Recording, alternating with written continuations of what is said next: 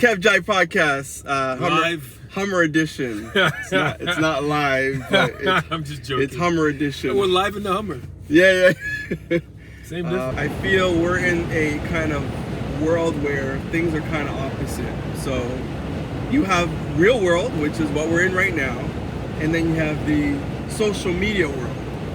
And in social media, the controversy is what makes money.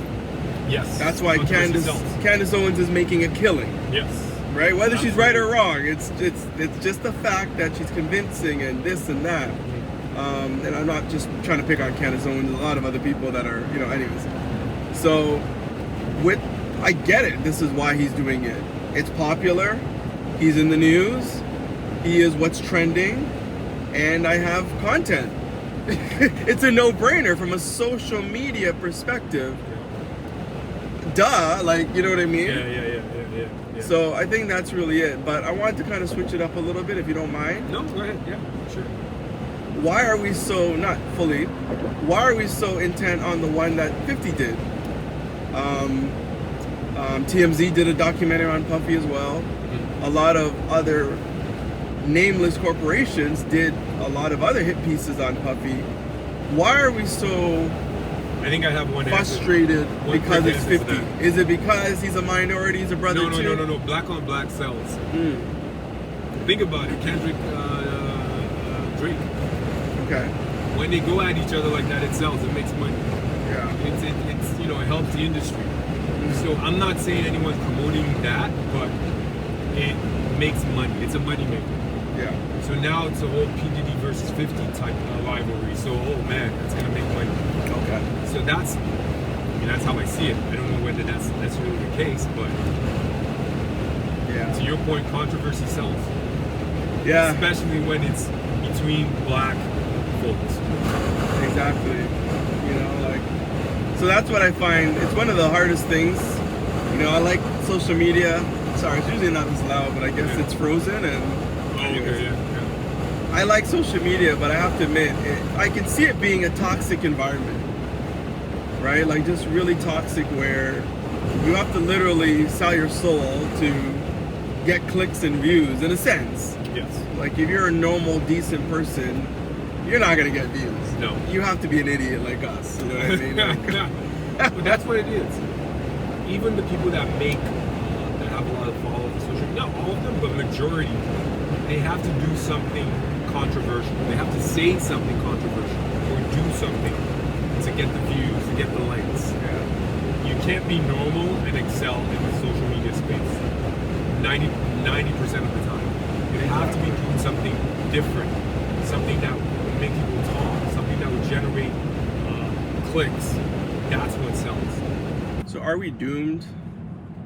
Are we doomed as a society? Damn as if a you culture? do, damn if you don't. At the end of the day. No, I'm being serious. We have young kids.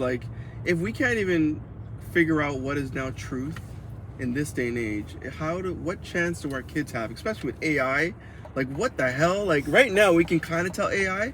Can you imagine when our 6-year-old kids, you will not even be able to know the difference, even in front of you physically. Yeah.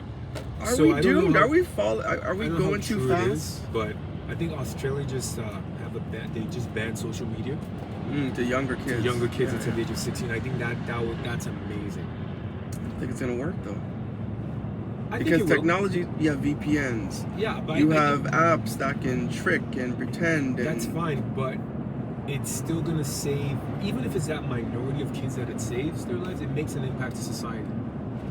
Because you're not gonna have a blank slate for all kids being dumb. I'm not saying that kids are dumb. I'm just saying when you push out social media, it inhibits their ability to think critically. Because all they rely on news and social media, to what I was saying earlier, is taking sides, team this, team that. But it doesn't give them the ability to critically think and say, hey, wait a minute, this is happening here, this is happening there, but who's telling the truth? They don't think like that. And social media, I think, doesn't allow kids to do that.